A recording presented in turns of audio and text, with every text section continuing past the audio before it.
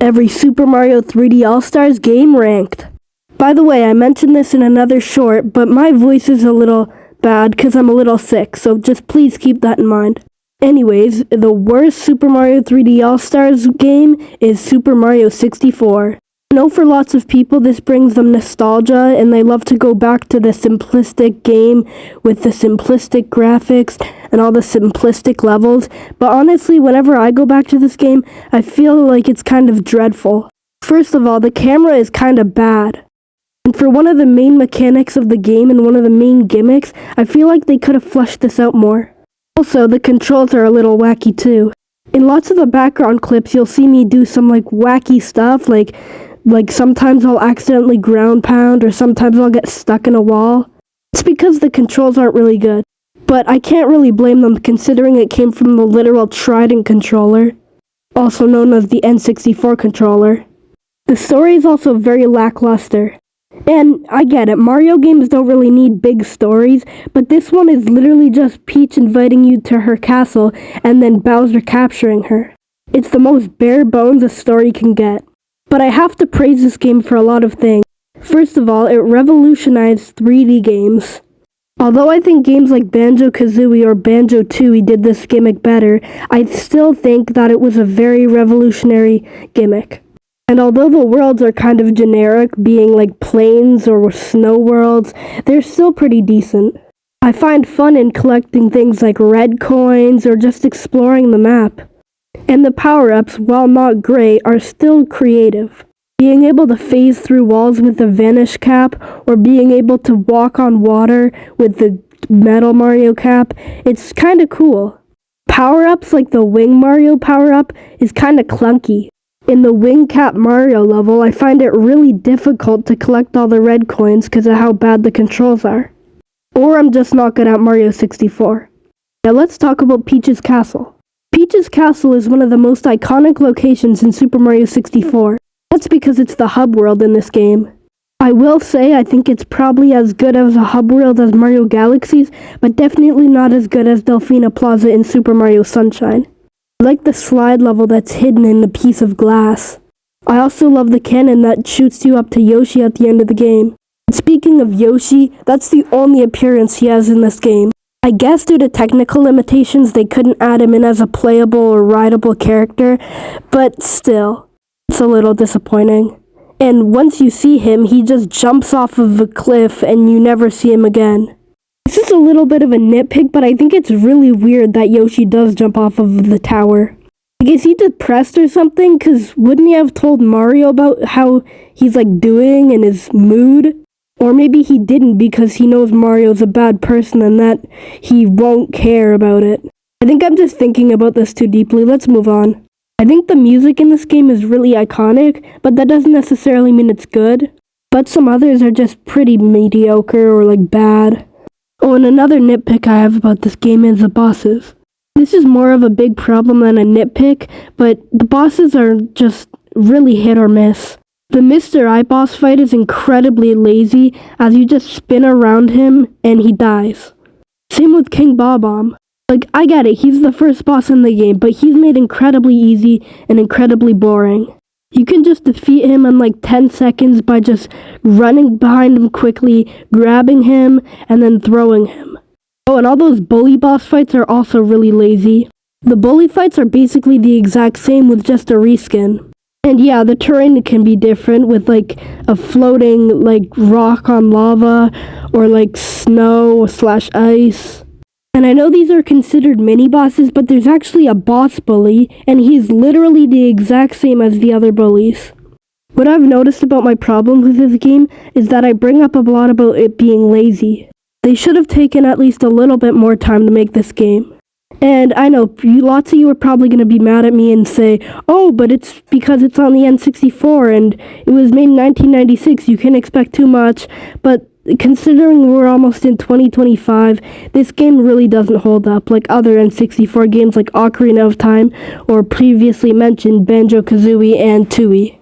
This is still a decent game, but not one I look forward to when I replay 3D All-Stars. But for one of the very first 3D games on one of the first 3D consoles, I still should kind of praise this game. Next on the list is Super Mario Sunshine. Unlike some other people, I absolutely adore this game. First of all, the story, while kinda weird, is also really entertaining to me. I never ever thought I'd see Mario in a court in a Mario game. Or even Mario in a prison. Or even Mario with a giant mechanical hose on his back. Lots of the stuff in this game is unexpected, but I kinda like that. It kinda brought more creativity to the Mario 3D series. I've never seen any other 3D Mario games take place in a literal island. Except for maybe Bowser's Fury, but depends if you consider it an island or an archipelago. The locations inside this island are absolutely creative. Looking back at Super Mario 64's worlds and then looking at Super Mario Sunshine's world, there's a clear quality difference. In Sunshine, you can go to a theme park, boat launch, bay with deadly purple like liquid or whatever that is. So yeah, there's a clear quality difference in terms of worlds, but also in sublevels. I don't really think Super Mario 64 had many sublevels. There's like 6 sub-areas in Super Mario 64, and it depends if you even consider them sub-areas. Sunshine has tons more. They're all really unique, like the one shown here. Lots of them are notoriously hard, but I think that's really cool. For example, the lily pad ride. I honestly never really found it hard, because I just kind of found a cheat to it. Or like something else like Yoshi's Fruit Adventure, which I just naturally was good at. Even some of the hard shines I was good at, like maybe the Watermelon Festival I was kind of good at, or like Yoshi's Fruit Adventure. Speaking of Yoshi, he's actually in this game. And oh boy is he fun. Out of all 3 games, Yoshi has only appeared in this game. It was always kind of confusing to me why he wasn't in Galaxy, and they waited until Galaxy 2 to have him in, but maybe they needed a specific gimmick for Galaxy 2. But yeah, he would have worked in Galaxy. But that's not what we're talking about right now. We're talking about Sunshine. Also, the controls are probably the best or second best in all 3 of these games.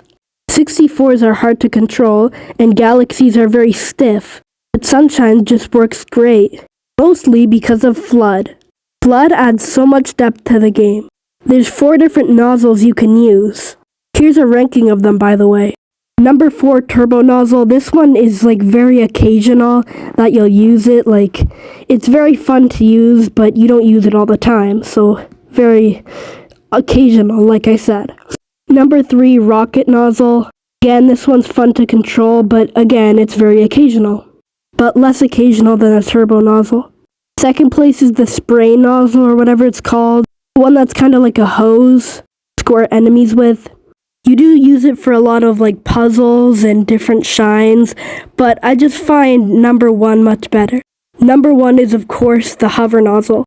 This is probably one of the main reasons that the controls in Sunshine are good. You can hover for like 7 seconds in the air. If you're about to fall, you can just use this so you don't get hurt. But still, all of the nozzles are really good. And FLUDD's a better like helper side character than Cappy, I'd say. He has more personality than Cappy, or even the Luma in Mario Galaxy. And in his like death scene, I was so sad. I thought he was gonna die, but he was able to survive. Because main characters never die, apparently, in every media, like show, movie, game, anything. When the bosses are so awesome. Ones like Phantom Manta that is being shown right now are like really top-notch 3D Mario bosses. Or even the iconic Petey Piranha, or something like Gooper Blooper. You know you've made a good boss like Petey Piranha when it appears in like almost every spin-off game and some mainline games. Now I haven't really mentioned many problems, so here are some. Like 64, it has its fair share of like glitches and wacky stuff like that. Not as many as 64 of course, but it still has some. The blue coins and 100 coins you have to get are so dreadful. I would have preferred if they were optional. Probably worse than collecting every Korok seed in Zelda, Breath of the Wild, or Tears of the Kingdom. Or even harder than like collecting all 800 like 60-something moons in Mario Odyssey. For the 100 coin shines, you usually have to like farm enemies and it's so annoying. Although I found a lot of hard levels easy, some of them were just so cruel. I know I said I found the Watermelon Festival easy, but that was after like 200 attempts that I found it easy. Now we've got to move on to Super Mario Galaxy. One of my favorite things about this game is the music. Admittedly, I have a bunch of the music in my playlist. Good Egg Galaxy theme, Rosalina and the Observatory. But it makes sense that it was so good because it was made by an orchestra. That's how much dedication was put into this game. They made an orchestra. Literal orchestra made exclusively for this game just to make the music. The graphics are also pretty okay. They're nothing too insane, but I think the backgrounds look really good. You can see shooting stars in the background sometimes, and all the stars are so mesmerizing. And the story is amazing. I don't find it as good as Sunshine's. Rosalina does have a good story though, and it's kind of sad too. Learning how she lost her family and then raised the family of Lumas. Oh, it's very sad. It's also kind of compelling. And I know not many people like Rosalina. Can't tell if people don't like her in Smash or just don't like her in general, but I think she's a decent character. I like her better than Peach. Well, not better than Peach in the Mario movie, but she's better than generic Damsel Peach. The Lumas are also very goofy. Having to feed that fat Luma or whatever it's called, it progressively gets fatter until it bursts and turns into a star. I can't believe I've gone this far into the Mario Galaxy review and haven't even mentioned the levels though. Because the levels are great. They're also unique and you'll never play one that's similar to another. Well, actually, Beach Bowl Galaxy and Bowie Base are kind of similar, and there's a few other instances of that, but still, they all have their unique different gimmicks and unique different objectives or things to do in them. And they also have different missions to complete in them. Typically over 3. Sometimes you have to feed a hungry Luma, sometimes you have to find a hidden star or save Luigi, and with most of them you have to do the comet missions. They're basically the exact same as getting blue coins or 100 purple coins or red coins in 64 or Sunshine, but still I find them very unique. Because it makes you explore the whole entire level, going to places you haven't gone before and finding little secrets. Some of them are a little difficult, like Freeze Flame Galaxy. Freeze Flame Galaxy, like in Freeze Flame Galaxy. That's pretty tricky. And some of the tricky ones aren't really fun, but there's also some that are tricky and also fun. There's also some not tricky but fun ones, like the Super Mario one where you're on these Mario tiles that either disappear or like flip around. It's a little tricky, but it's also pretty fun. Oh, and the mini levels that only offer one shine are also pretty nice. Like the one being shown right now. Or things like the Loop-de-Loop Galaxy where you ride a giant manta ray and you have to win a race against a penguin guy. And although it only offers 1 star, it's pretty fun. But of course, there's the cons of this game. The controls are really weird sometimes. Sometimes it'll make me twirl around uncontrollably and I won't be able to move, and sometimes I'll die from it. And like I mentioned in my Sunshine review, the controls are very stiff. It feels like Mario weighs like 400 pounds because it just sends me down when I try to jump. Maybe it's intended to be like that because of the galaxy physics, but I don't really know. Speaking of the galaxy physics are pretty decent sometimes. The spin jump is pretty fun to use, and it's necessary sometimes. But like I mentioned, the galaxy physics can feel pretty stiff sometimes. Here's something I haven't mentioned with the other 2 reviews. You have to use motion controls to play this game. Well, for lots of things, but not all of the things in the game. Since the game was originally on the Wii, you had to use the Wiimote, and for Switch you either use Joy-Cons or the Pro Controller. The Pro Controller is kind of difficult to use for this game, because it's intended to be played with Joy-Cons instead or a Wiimote. But even Joy-Cons and Wiimotes can feel weird sometimes. Like for example, collecting star bits is a little tricky sometimes.